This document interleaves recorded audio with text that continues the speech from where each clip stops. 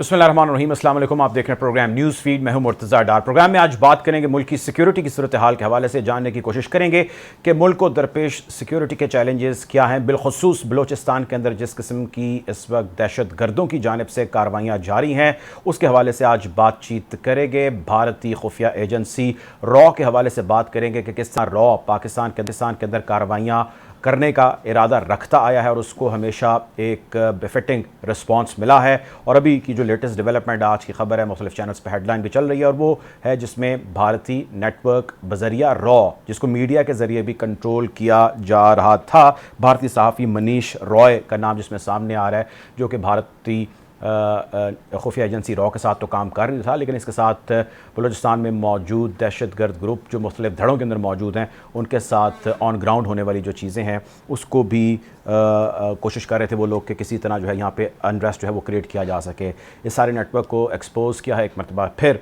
पाकिस्तान की खुफिया एजेंसी ने, इंटेलिजेंस के ऑफिशल्स ने, हुकाम ने, जितनी भी हमारी सिक्योरिटी फोर्सेज वहाँ पर मौजूद हैं। इस हवाले से बातचीत करते हैं। प्रोग्राम में मुझे ज्वाइन करें कर्नल रिटायर्ड संधू साहब। Welcome to the show colonel साहब, बड़ी खबर है, आज पाकिस्तान का मीडिया सारा इसको रिपोर्ट कर रहा है, इंटरनेशनल मीडिया भी इसको रिपोर्ट कर रहा है। कैसे देखते हैं इस डेवलपमेंट को आप? जी, ये डेवलपमेंट बहुत सिग्निफिकेंट है। उसकी रीजन ये है कि जैसे आप जानते हैं, पहले भी एक इंडियन नेवल ऑफिसर जो है वो पकड़ा गया और वो उसके ऊपर बहुत जो है इंडिया ने शोर मचाया कि और कोशिश की कि जी ये बताने की दुनिया को कि ये इससे इनका ताल्लुक है, और वो एक ये बताने की एक डिपिक्ट किया गया कि जैसे पाकिस्तानी एजेंसीज ने खुदा ना खास्ता कोई ईरान से जाके उसको जबरदस्ती पकड़ के ले आए थे। और अब ये जो ताने बाने हैं वही उनके रॉ के ताने बाने जो बलूचिस्तान में हैं वो अब जाहिर होते जा रहे हैं, और ये बहुत अरसे से था, और ये इंसर्जेंसी जो है इसको स्टोक करने की वो बहुत अरसे से कोशिश कर रहे हैं। इन्होंने टारगेट जो है वहाँ की यूथ को किया था, जो कि जैसे हम जानते हैं, जो थोड़े दिन पहले जो गुलजार इमाम शंबे हैं उसने भी अपनी स्टेटमेंट में कहा और बताया कि कैसे वो 2002 में एज ए स्टूडेंट लीडर जो हैं उनको जो है किस तरीके से इंडोक्ट्रिनेट करने की कोशिश की गई, फिर इंडोक्ट्रिनेट किया गया, और फिर वो उन्होंने अपनी एक सेक्शन बनाई और एक वो शुरू कर दी। एक्चुअली इस वक्त जो इस इंसर्जेंसी के अंदर जो ये कोशिश कर रहे हैं जिसको स्टोक करने की, उसके अंदर 3 लोग बहुत इंपॉर्टेंट हैं। एक गुलजार इमाम शंबे है, एक अल्लाह नजर बलोच है जो BLF का है, बलूचिस्तान लिबरेशन फ्रंट का, और बशीर ज़ेब है जो बलूचिस्तान लिबरेशन आर्मी से जिसका ताल्लुक है, जिसको हरबन यार मरी जो है वो जिसको हेड करते हैं। अब मजे की बात यह है कि हरबन यार मरी और जो बरामदाद बुख्ती हैं ये खुद तो क्योंकि ट्राइबल लीडर हैं और ये यहाँ पे मौजूद ही नहीं है, एक स्विट्जरलैंड में रहते हैं और एक कहीं और किसी जगह पे गायब हुए में, और वहां से ये जो है इसको कोशिश करते हैं कि यूथ को वर्गलाएं और उनको अपनी स्टेट के अगेंस्ट खड़ा करने की कोशिश की जाए। सो अब ये और इसका फायदा जो है वो डेफिनेटली जो एनिमी जो इंडिया की इंटेलिजेंस एजेंसी है वो इसका फायदा उठाती है और उठाती रही है, और यूथ को वर्गलाने की कोशिश की जा रही है। अब ये बेसिकली जो हमारी जो कोस्टल लाइन है बलूचिस्तान की, जिसके अंदर हमारा गवादर और गवादर के साथ पीछे अवारान और पंजगोर लसबेला, एक तो उसको डिस्टर्ब करने की कोशिश की जा रही है, और इसके अलावा फिर वो इलाके जहाँ पे वो ट्राइब जो हैं जो पिछली इंसर्जेंसीज में जो कि जिन्होंने स्टेट के अगेंस्ट किया था, 60s की इंसर्जेंसी, 70s की इंसर्जेंसी जिसमें मरी ट्राइब है, बुख्ती ट्राइब है, सो ये कोशिश की जा रही है कि उसको उससे लिंक किया जाए और फिर इसको एक्सटेंड किया जाए टुवर्ड सिंध की तरफ, कश्मीर वाली साइड की तरफ। तो अल्हम्दुलिल्लाह ये जो जितनी ये चीजें अब हो रही हैं और ये जैसे जो एक्सपोज हो रहे हैं, तो उससे ये पता चल रहा है कि ये चीजें अल्हम्दुलिल्लाह ऐसा उनसे हो नहीं पा रहा है उसकी कोशिश का। और इसके साथ साथ ईरान के साथ भी जो सीस्तान बलूचिस्तान का जो सीस्तान साइड है ईरान की और हमारा जो बलूचिस्तान का इलाका है, बल्कि वाकया कुछ दिन पहले हुआ था जहाँ पे गालिबन 5 जो है वो जी वाकया भी हुआ था। तो वो कोशिश ये की जाती है, यहाँ से उनको धकेला जाता है, जो टेररिस्ट थी उनको इस साइड से धकेलते हैं और वहां से जाके फिर वो ईरानी फोर्सेस के ऊपर वो करते हैं। फिर वो जब चेस करते हैं तो वो उनको वो जो पाकिस्तानी एरियाज और पाकिस्तानी ट्रुप्स हैं, कोशिश की जाती है कि इनको आपस में कन्फ्रंट करवा दी जाए। तो अगर आप देखें तो ये पूरी एक मैकेनाइजेशन है, एक पूरा चेस बोर्ड है जिसको प्ले किया जा रहा है बलूचिस्तान के अंदर। लेकिन अल्हम्दुलिल्लाह हमारी ये पिछले दिनों की जो ISI की अचीवमेंट हैं और हमारी इंटेलिजेंस एजेंसीज की जो अचीवमेंट हैं और हमारे जो इंटेलिजेंस बेस्ड ऑपरेशन हैं आर्मी के और ट्रुप्स के भी और SC के भी, इसने बहुत सारी इन चीजों को ना सिर्फ इसकी वजह से ये चीजें अब एक्सपोज हो रही हैं, बल्कि अब यूथ को भी ये जो है मैसेज मिल रहा है कि जी इन्हें स्टेट के साथ आपने एंगेज करना है। और जब ये गुलजार इमाम शम्बे को पिछले दिनों जब पकड़े जाने के बाद ऑपरेशन हुआ था वो तो जी, बड़े इंटेलिजेंस ऑपरेशन के बाद जब उसने स्टेटमेंट दी तो उसने यही कहा कि जी हमें स्टेट को पॉलिटिकल प्रोसेस से एंगेज करना है, जबकि हम गलत तरीके से स्टेट को एंगेज करने की, वायलेंस के थ्रू एंगेज करने की कोशिश कर रहे थे। तो आई थिंक ये यूथ के लिए एक बहुत बड़ा मैसेज है जी। अच्छा ये बताएं सर कि अब बहुत सारे ज़रा हमारे नाजरीन जो सुनते हैं उनकी आसानी के लिए फरमाइएगा कि जो कार्रवाइयाँ बलूचिस्तान के अंदर जारी हैं भारत की, पाकिस्तान उसको कंसिस्टेंसी से पकड़ रहा है, एक्सपोज कर रहा है, और वो एक्सपोज जब होता है तो ज़ाहिर है उसका हमने डॉसियर्स भी लिखे, आपको याद होगा, और भेजे, यूनाइटेड नेशन को भी भेजे, कंसर्न अथॉरिटीज़ को भेजे कि जी भाई बात यह है कि भारत यहाँ पर इस किस्म की कार्रवाइयाँ जो है वो कर रहा है। एक आप चूँकि सर्विसमैन हैं, एक होती है प्रोफेशनल डिफीट जो कि भारत को मल्टीपल टाइम हो चुकी है, तो क्या with in the arm forces of India इस चीज़ की अंडरस्टैंडिंग नहीं है कि यार किस तरह हम एक जगह के ऊपर ऑपरेशंस करते हैं, किस तरह वो बार बार हमें पकड़ लेते हैं, हमें नाकाम करते हैं, हमारे जासूस पकड़ लेते हैं, हमारा नेटवर्क पकड़ लेते हैं, जिन पे हम तकिया करते हैं वो उनको पकड़ लेते हैं, उनकी प्रेस कॉन्फ्रेंसेस होती हैं। तो किस किस्म की आर्मी है या इंटेलिजेंस है उनकी जो after being expose so much और सो मेनी टाइम्स जो है वो कोई लेसन ही नहीं लर्न करते? आई मीन थोड़ा सा अगर आप इसको डिफाइन कर सकें in terms of their advancement और देयर टेक्निकलिटीज़ और their skill in their profession.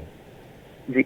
देखिए, ये जो बलूचिस्तान का एरिया है ना जी, वो इस वक्त आजकल के दौर में जो मैं तो ये कहूँगा कि जो इंटरनेशनल पावर कंपटीशन है उसके अंदर ये फिगर आउट करता है। क्योंकि अगर आप इसको थोड़ा से रीजनल कॉन्टेक्स्ट में देखें और बियॉन्ड रीजनल कॉन्टेक्स्ट में देखें तो डेफिनेटली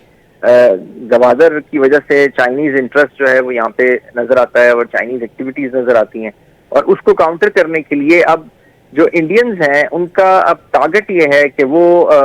पाकिस्तान के अंदर तो वो खुदा ना खास्ता एक इंसर्जेंसी स्टोक करना चाहते हैं, लेकिन वो साथ साथ ऐसा एक माहौल बना के रखना चाहते हैं कि जहाँ पे इन्वेस्टमेंट ना हो, कोई इकोनॉमिक एक्टिविटी ना हो। उसकी वजह ये है कि जो बलूचिस्तान है वो एक 21st सेंचुरी के हिसाब से एक बहुत इंपॉर्टेंट जगह है उसकी, क्योंकि ये यहाँ पे बहुत मिनरल्स हैं, यहाँ पे बहुत जो रेयर अर्थ एलिमेंट्स हैं उसकी बहुत ज्यादा अवेलेबल हैं। तो अब 21st सेंचुरी एलिमेंट्स की और मिनरल्स की सेंचुरी है और वो उसका डिपॉजिट यहाँ पे। फिर दूसरी बात यह कि बलूचिस्तान दुनिया का दूसरा तीसरा बड़ा रेंज लैंड है, और रेंज लैंड होने की वजह से, फिर इतनी बड़ी कोस्टल बेल्ट होने की वजह से अब बलूचिस्तान की अगर कनेक्टिविटी हो जाए, और अब आप देखिए कि बलूचिस्तान के जो 4 डिस्ट्रिक्ट्स हैं वहां पे जो ये जिसमें मैंने मरी, बुक्ती और इनके जो इलाके हैं और इसके साथ एडजेसेंट इलाके हैं, अगर वहां पे जो कच्ची केनाल जो कि बड़े अरसे से एक जिस पे प्रोडक्ट चल रहा है कुछ 60% के करीब कंप्लीट हो गई है, बल्कि शायद थोड़ी सी ज्यादा, लेकिन बाकी नहीं, अगर वो कंप्लीट हो जाती है तो वो इन 4 डिस्ट्रिक्ट्स में एकदम इकोनॉमिक एक्टिविटी जंप स्टार्ट हो जाएगी। और जो यूथ है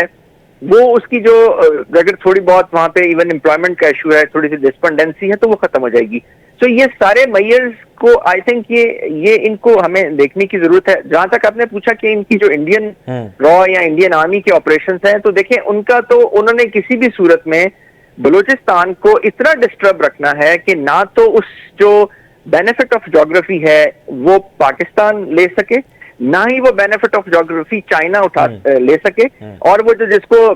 रॉबर्ट कैप्लान की जबान में हम कहते हैं द रिवेंज ऑफ ज्योग्राफी, तो वो हमसे उस ज्योग्राफी की इंपॉर्टेंस का या इस लोकेशन का हमसे रिवेंज लेते रहे वहां की पॉपुलेशन को डिस्टर्ब रख के। तो उसके लिए वो इंटेलिजेंस बेस्ड ऑपरेशंस करते हैं, उसके लिए वो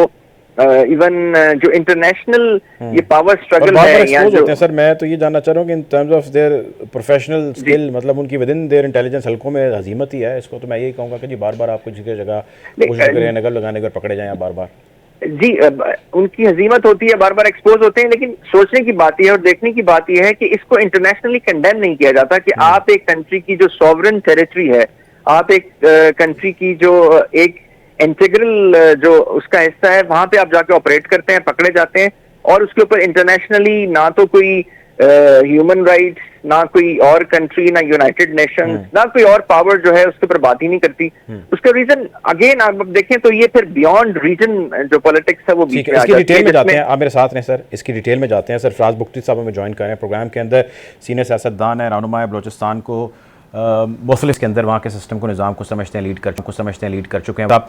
बुख्ती साहब ये फरमाएँ कि आज भी जो खबर चल रही है हर जगह पर, वो एक और भारतीय नेटवर्क है जिसमें सहाफ़ी भी शामिल हैं, मनीष रॉय जिनका नाम है। इससे पहले गुलजार इमाम शंबे की हमने सारी जो भी डेवलपमेंट थी वो भी देखी, उस पर आपसे बातचीत भी हुई। ये बताएँ कि इसको कितनी बड़ी कामयाबी आप तसव्वुर करते हैं, और इन तमाम चीज़ों के एक्सपोज हो जाने के बाद भारत की आज इंटरनेशनल डायस्पोरा में क्या स्टैंडिंग रह गई? बिस्मिल्लाहिर्रहमानिर्रहीम जी, आपके सवाल पे कमेंट करने से पहले मैं जो मुझसे पहले कर्नल आबिद साहब बोल रहे थे, मैं सिर्फ एक चीज़ उसमें ऐड करना चाहता हूँ। बिल्कुल वो ठीक है। तो ये जो इंटरनेशनली कॉन्डेम नहीं होता, उसकी वजह हमारे ऑन बिहेवियर की है। बिकॉज हम इस लड़ाई को, ये जो बलोच सेपरेटिस्ट कर रहे हैं, इसको हम नेशन ड्यूल माइंडसेट से हैं। जो मजहब के नाम पर वायलेंस है तो उसको तो हम सब दहशतगर्दी कह देते हैं। इसको अभी कभी नाराज बलोच कह देते हैं आप, कभी क्या कह देते हैं आपका मेन स्ट्रीम मीडिया, आपके पॉलिटिशियंस, आपका पार्लियामेंट, आपका इंटेलेक्ट, आपकी सिविल सोसाइटी, सब इसकी नाराज बलोच कह के जस्टिफिकेशन पैदा कर रहे हैं इस वायलेंस का, जबकि जस्टिफिकेशन वायलेंस का जो राइट है उसकी मोनोपोली सिर्फ स्टेट के पास है, किसी और के पास नहीं है। अब जहाँ तक नेटवर्क की बात है, ये पहली दफा नहीं है कि इंडियन नेटवर्क जो है वो चाहे जर्नलिज्म के हवाले से हों, चाहे उनका जो यादव था, जो सर्विंग ऑफिसर था वो, और उनके और इस तरह के बहुत सारे, तो ये पहली दफा एक्सपोज नहीं हुए हैं। लेकिन क्या हमारी जो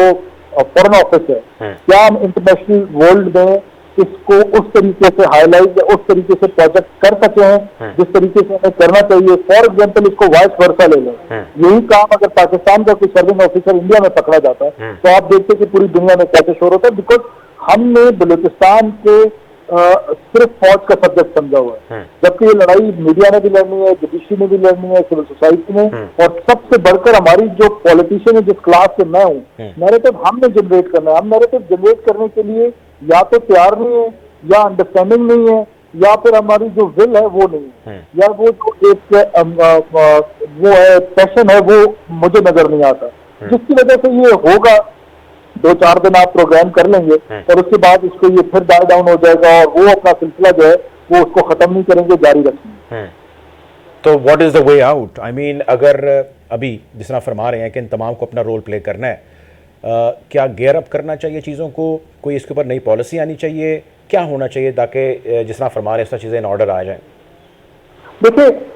बात तो यही है जिस तरह आप कह रहे हैं कि हमें कहीं ना कहीं अपनी पॉलिसी को रिव्यू करने की जरूरत है, कहीं ना कहीं में बैठने की जरूरत है और तमाम स्टेक होल्डर्स को बैठने की जरूरत है। फॉर एग्जाम्पल मिसिंग पर्सन का सब्जेक्ट है, डाइसी सब्जेक्ट है। एक बंदा भी अगर मिसिंग है उसकी कोई जस्टिफिकेशन नहीं है, लेकिन क्या उसको प्रोपेगेंडा टूल के तौर पे रियासत के खिलाफ इस्तेमाल करना हमने बनाया हुआ नहीं है? क्या हमारे मेन स्ट्रीम मीडिया चैनल्स ने मिसिंग पर्सन के इशू को अपनी टॉप प्रायोरिटी नहीं रखा हुआ था? तो अगर वो उसको रखा हुआ था तो other side of the story, जहाँ 5000 इनोसेंट लोग कत्ल हुए हैं, टीचर्स कत्ल हुए हैं, डॉक्टर्स कत्ल हुए हैं इंसर्जेंट्स के हाथ में, पंजाबी लेबरर्स कत्ल हुए हैं, उसकी बात क्यों नहीं कोई करता? तो कहने का मतलब है कि हमें अपने अंदर पहले अपने घर के अंदर अपनी चीज को ठीक करने की जरूरत है कि हमें इस जंग को सच की जंग समझना चाहिए। और ये एक बड़ी सीरियस किस्म की इंसर्जेंसी है जो बलूचिस्तान में चल रही है, जो सेपरेटिस्ट मूवमेंट है वो चल रही है, और उस पर हमारी सीरियसनेस मुझे तो नजर नहीं आती। बिल्कुल ठीक है, आप मेरे साथ रहिएगा। कर्नल साहब, सर ये फरमाएं कि अब इस सारी अगर ज्योग्राफी को हम देखें तो अफ़गानिस्तान और ईरान की जो लैंड है या जो बॉर्डर है उसको क्या यूज़ या अब्यूज़ किया जा रहा है बाय दीज टेररिस्ट या बाय दीज इंट्रूडर्स, या आपको लगता है कि नहीं, they have safeguarded their borders really well? क्या अंडरस्टैंडिंग है as far as the insurgency in Balochistan and vis a vis in the rest of the country is concerned?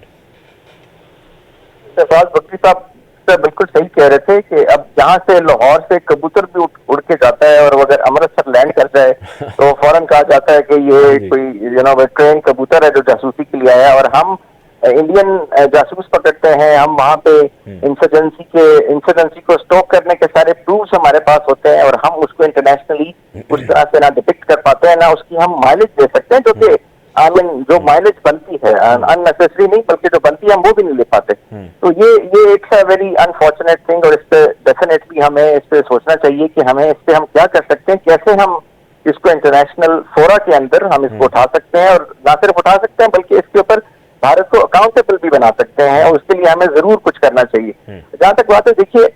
Insurgency जब भी होती है तो उसकी एक बेस होती है, एक प्लेटफॉर्म होता है, और एक उसकी जो जंप ऑफ पॉइंट होता है या जहां से वो ऑपरेट करता है, वो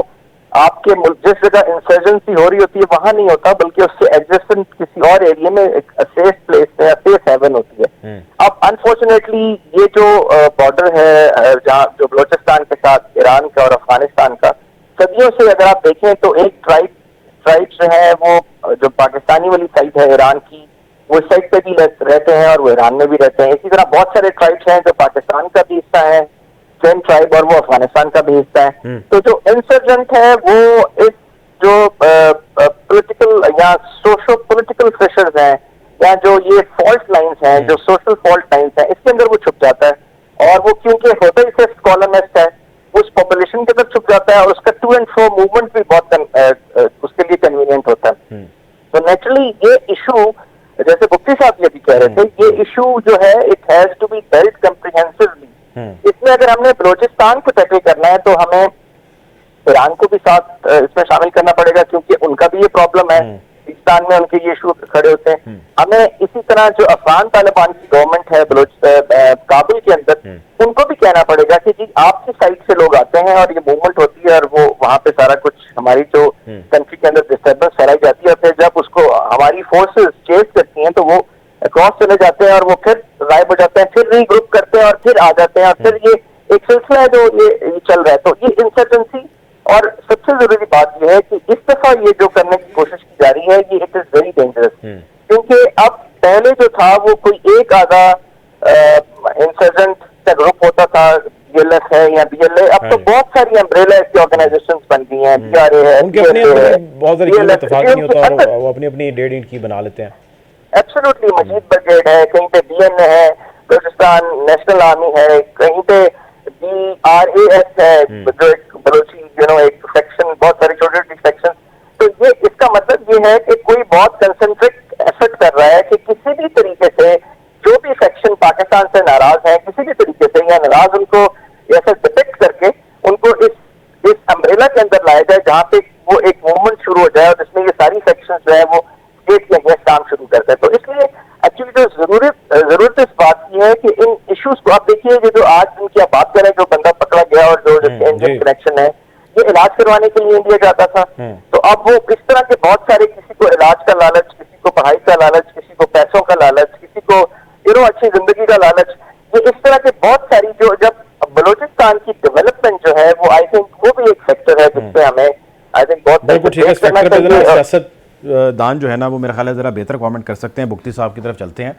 बुख्ती साहब, सर पुराना कंसर्न है, आप जानते हैं, हमसे ज़्यादा जानते हैं क्योंकि आप वहाँ पे मौजूद हैं, लोगों को लीड कर रहे हैं। बलोच ये कहते हैं कि जी चूँकि you being a Baloch as well, हमारे साथ वो फैसिलिटेशन नहीं हो पाई over the course of many years जो होनी चाहिए थी। ये इशू को एड्रेस करने का बेस्ट वे आउट अगर मैं मौजूदा हालात सामने रखूँ तो वो क्या है? अगर तो आपके ख्याल से वाकई इशू है, आपको लगता नहीं है कोई इशू, तो बताएं हमारे नाज़रीन को। देखें भाई, यही तो मेरा रोना है कि आप अंडरस्टैंड ही नहीं कर रहा बाकी पाकिस्तान की लड़ाई इस बुनियाद पे नहीं है कि हमारी सड़क नहीं बनी, ये लड़ाई इस बुनियाद पे नहीं है कि मेरे पास हेल्थ फैसिलिटीज नहीं है। ये जो अनपैरेलल डेवलपमेंट है, ये सिर्फ बलूचिस्तान का इशू नहीं है, ये पंजाब का, सिंध का, हर जगह का इशू है। ये डेवलपमेंट कराची में, क्या वो जैकबाबाद में है, जो लाहौर में है, क्या वो बाराकाऊ में है, इस्लामाबाद जहाँ मैं और आप बैठे हैं हमारे साथ, बाराकाऊ में वो फैसिलिटीज हैं जो इस्लामाबाद में है। ये अनपैरेलल डेवलपमेंट मसला नहीं है। बलोच जो लड़ रहा है वो कहता है कि मैं बलोच आइडेंटिटी पे पाकिस्तान को तोड़ना चाहता हूँ और एक नेशन स्टेट क्रिएट करना चाहता हूँ, और मैं इस बात पे कह रहा हूँ कि नहीं जी, वो क्योंकि सड़क नहीं बनी तो इसलिए वो कॉम्प्लीमेंट जरूर करता है। अंडर डेवलपमेंट या हमारी जो डिप्राइव, वो not reason, that is not a reason, that is just complementing the insurgents, लेकिन वो रीजन नहीं है। रीजन सोलली ये है कि पाकिस्तान को तोड़ना चाहते हैं, प्रॉक्सीज हैं, इंटरनेशनल प्रॉक्सीज हैं, उनका मकसद पाकिस्तान तोड़ना है, फिर वो प्रोपेगेंडा टूल्स के तौर पे लेते हैं अंडर डेवलपमेंट को, मिसिंग पर्सन को और इन सारी चीजों को कि जी ये इस तरह है। हालांकि हकीकत में जितने वज़ीर आला गुजरे हैं वो बलोच गुजरे हैं, कोई एक मेगा प्रोजेक्ट क्लेम कर दे। करप्शन में बलूचिस्तान इस टाइम जो गवर्नेंस का मॉडल है, करप्शन में हम नंबर 1 पे जा रहे हैं, हमारे क्या कहते हैं नौकरियां बिक रही हैं। तो ऐसी गवर्नेंस के मॉडल में वो इंसर्जेंट्स को कॉम्प्लीमेंट कर रहे हैं, हम भी कर रहे हैं। तो कहने का मतलब है कि अंडरस्टैंडिंग नहीं है लड़ाई की। देखिए ना, सबसे पहले लड़ाई जब लड़ते हैं सबसे पहले उसको समझते हैं, उसके बाद विल टू फाइट है, और ये दोनों चीजें जब ना हो तो फिर ऐसे ही हालात हो। लेकिन सर इस सारी चीज़ में सियासतदानों को कितना आप मुर्द इल्ज़ाम ठहराते हैं? I know you are a politician, but overall एक तकाबुली जायजा कर लें तो देखिए, ये इस तरह परसेंटेजेस में बताना तो नहीं, मैं सिर्फ सियासतदानों को नहीं, मैं मीडिया को, सियासतदानों को, सिविल सोसाइटी को, पाकिस्तान के जितने लोग हैं सबको जिम्मेदार कराता हूँ। बिकॉज आप ड्यूल माइंडसेट में हैं, आपकी पॉलिसीज में कोई कंसिस्टेंसी नहीं है। एक दिन आप कहते हैं कि हमने डायलॉग करना है, भाई किससे डायलॉग करना है? खुदा के लिए अपने हमसाये से सीख लें कि उन्होंने खालिस्तान मूवमेंट के साथ क्या किया कि एक सिख जनरल को लेकर आए और उसने उनको मार मार के, और आज भी कनाडा में पड़े हुए कोई उनका हाल नहीं पूछता। सेकेंड टियर लीडरशिप के साथ आप बिल्कुल जो फुट सोल्जर है उसको कन्विंस करें, उसको बाय हार्ट चेंज करें, उसको वापस लेकर आए, या उसको बाय फोर्स लेकर आए कि वो आपसे डर के वापस आ जाए। आपने ये जो काइनेटिक और नॉन काइनेटिक अप्रोच है ना, और ये सिक्योरिटी पैराडाइम और डेवलपमेंट पैराडाइम में पैरेलल चलना है, ये दोनों में पैरेलल चलना है, तभी जाके ये मामला ठीक होंगे। और अगर इसी तरह हमने 6 महीने बाद, अभी देखें आप कैपिटल टीवी से हैं या डॉन से हैं या दुनिया से हैं या जिस भी चैनल से हैं, because I am not sure, लेकिन मुझे ये बताएं कि कितने प्रोग्राम करते हैं आप बलूचिस्तान पे? मेरा ख्याल है कि जब कभी कोई इशू हो तो आपको हमारी याद आती है, तो बलूचिस्तान को कोई एयर टाइम ही नहीं है। तो यही हाल हमारी जुडिशरी में है। आप सुसाइडल खातून पकड़ी गई है उस दिन, तो वो तीसरे दिन उसकी बेल हो गई है। इस लड़ाई इस तरह थोड़ी लड़ी जाएगी। तो कुछ तो कहीं ना कहीं हमारे अंदर हमने अपने हाउस को करेक्ट कर, बिल्कुल हमें भी रोल ज़रा अब सबको इनफरादी तौर पर प्ले करना है। कर्नल साहब, सर ये बताएं, अफ़गानिस्तान से कुछ डिस्टर्बेंस गुज़श्ता कुछ महीनों पहले थी, फ़िलहाल नहीं है। आपके ख्याल से मामलात अभी सेटल्ड हैं या आपको लगता है कि सेटल्ड नहीं है, अभी सिर्फ थोड़ी देर के लिए या कुछ पैच के लिए जो है वो चीज़ें एट होल्ड हैं, इसको हमने मुकम्मल तौर पर एड्रेस इस इशू को नहीं किया? What is your understanding? जी देखिए, पूरी तरह तो आप ये नहीं कह सकते, एक अनकंफर्टेबल काम आप कह सकते हैं कि होगा, वो भी जो शायद जाहिर वाक़यात नजर नहीं आ रहे हैं। और वो मैं इसलिए पूछ रहा हूँ, और वो सर सॉरी वो मैं इसलिए पूछ रहा हूँ क्योंकि ईरान के साथ उनके मसले मसाइल आप जानते हैं, बॉर्डर क्लैशेस जारी हैं। तो ये एक्चुअली जो जिस तरह का ये बॉर्डर है, देखिए इसको, ये दो चीजें होती हैं, एक बॉर्डर होता है, एक फ्रंटियर होता है जी। फ्रंटियर बॉर्डर एक वो जो हम कहते हैं जी वेस्टफालियन जो ट्रीटी है उसके बाद से बॉर्डर्स डिफाइन हुए, उससे पहले तो सारे फ्रंटियर थे, लोग इकट्ठे रहते थे, रीजन थे। अब ये मैं यही बताने की कोशिश कर रहा था कि ये देखें, ये जो हमारा अफगानिस्तान के साथ बॉर्डर है, ये यहाँ पे बहुत सिविल फ्लो मूवमेंट है, एक ट्राइब दोनों तरफ रहता है, और ये यहाँ से जो डिस्टर्बेंस है, इसको अगर वो डिस्टर्बेंस हमारी तरफ ट्रिकल कर रही है तो हम उस डिस्टर्बेंस को हैंडल करने के लिए बहुत जरूरी है कि हम वहां पे जो करता धरता है, जिनका कंट्रोल है, जिनका होल्ड है, उनको कहेंगे कि आप यू आर ऑल्सो रिस्पॉन्सिबल। अगर ये सारा कुछ होता है उसका तो मैकेनिज्म ढूंढना पड़ेगा। और फिर देखें, ये जो अभी जैसे आप बात कर रहे थे, ये बहुत सारे सेक्टर हैं जो बलूचिस्तान में प्ले हो रहे हैं। Balochistan is not a very simple ball game. Balochistan is a very delicate chess board, जहाँ पे रीजनल चीजें प्ले कर रही हैं, जहाँ पे इंट्रा रीजनल चीजें प्ले कर रही हैं, और इंटरनेशनल जो कंपटीशन है वो भी यहाँ पे प्ले कर रहा है, ना सिर्फ प्ले कर रहा है बल्कि मैनिफेस्ट हो रहा है। और आप जब ये सारा कुछ हो रहा है, और जैसे कि अब देखें, जो पिछले दिनों फ्लड आया था बलूचिस्तान में से 32 में से 27 डैम टूट गए क्योंकि उनकी जो क्वालिटी ऑफ कंस्ट्रक्शन थी वो बहुत खराब थी। तो अगर गवर्नेंस का इशू है, जैसे अभी मुफ्ती साहब भी कह रहे थे, अगर पॉलिटिकल इश्यूज हैं, अगर विल नहीं है, और ऊपर से इंसर्जेंसी है और लोग डिस्टर्ब हैं, और रीजनल प्ले के अगेंस्ट काम कर रहे हैं, इंटरनेशनल प्लेयर जो है उनका अपना एजेंडा है, तो ये 7-8 फोर्सेस एक तरफ है, और जो उसका रिस्पॉन्स हमारा तो बहुत कैलिब्रेटेड होना चाहिए। हमें तो फिर इन सारी लेयर्स के ऊपर इमीडिएटली जो है रिस्पॉन्ड करना चाहिए और उसको देखना चाहिए, क्योंकि अगर ये खुदा ना खास्ता अल्लाह ना करे ऐसा रहेगा या ऐसा होगा, तो उनका टारगेट तो एक्चुअली बलूचिस्तान को डिस्टर्ब करके इंसर्जेंसी को उस लेवल पे लेके जाना है जहाँ से वो खुदा ना खास्ता पाकिस्तान को नुकसान पहुंचा सके और बलूचिस्तान को एक इंडिपेंडेंट, क्योंकि जितनी मैंने भी ऑर्गेनाइजेशन या आपने भी नाम दिया, उन सब का एजेंडा यही है, फ्री एंड इंडिपेंडेंट बलूचिस्तान खुदा ना खास्ता। तो अगर ये सारा कुछ हो रहा है और वो सारी चीजें अलाइन हो रही हैं, जो डेप्रेविटी है या इनइक्वालिटी है वो भी उसको एनहेंस कर रही है, तो आई थिंक ये साइमल्टेनियसली इन सारी चीजों को हमें देखना चाहिए और उसको लेना चाहिए। अब ये एक्शन कौन लेगा? डेफिनेटली ये पॉलिसी मेकर्स को, स्टेट को, पॉलिटिकल लीडरशिप को, इन सबको ये एक्शन लेने पड़ेंगे और ये सारा कुछ करना पड़ेगा, वरना ये बहुत मुश्किल हो जाएगा। और ये जरूर फैक्ट है कि 21st सेंचुरी में जो बलूचिस्तान की इंपॉर्टेंस है, शायद इतनी इंपॉर्टेंस किसी और रीजन की नहीं होगी, क्योंकि ये अब हाइड्रोकार्बन से पूरी के पूरा जो हमारा मैकेनिज्म है वो मिनरल्स की तरफ और उसकी तरफ शिफ्ट कर गया। अभी हम सुबह से लेके शाम, जब हम कैडमियम बैटरीज पे, इलेक्ट्रॉनिक व्हीकल्स पे आ गए हैं, जब हम जो है ना वो बहुत इस तरह की मुख्तलिफ चीजों के ऊपर आ गए हैं, सिलिकॉन के ऊपर आ गए हैं, तो ये सारी चीजें अगर आप देखें तो इन चीजों से सबसे भरा हुआ है बलूचिस्तान। और वहां पे इन चीजों को इस तरह से रखना कि वो हमारी प्रोग्रेस का हिस्सा ना बन सके और वो उसका वो एक डिस्टर्ब है, तो आई थिंक इसके लिए हमें फॉरेन मेजर्स लेने पड़ेंगे, सबको बैठ के लेने पड़ेंगे, सारे स्टेक होल्डर्स को लेने पड़ेंगे। बिल्कुल ठीक है। आखिरी सवाल बुख्ती साहब आपसे मेरा, सी पैक दुनिया जानती है, पाकिस्तान में उसकी काफ़ी क्लियर अंडरस्टैंडिंग है। मैं आपसे जानना चाहता हूँ कि आपकी क्या राय, ऑब्जर्वेशन है कि इस वक्त वेयर इज सी पैक, और CPEC if it goes back on to its track जैसा प्लान किया गया था at the time of it, यहाँ से इंसेप्शन के वक्त बलूचिस्तान बिलखुसूस उससे कितना आप फैज़ याब होता देख रहे हैं?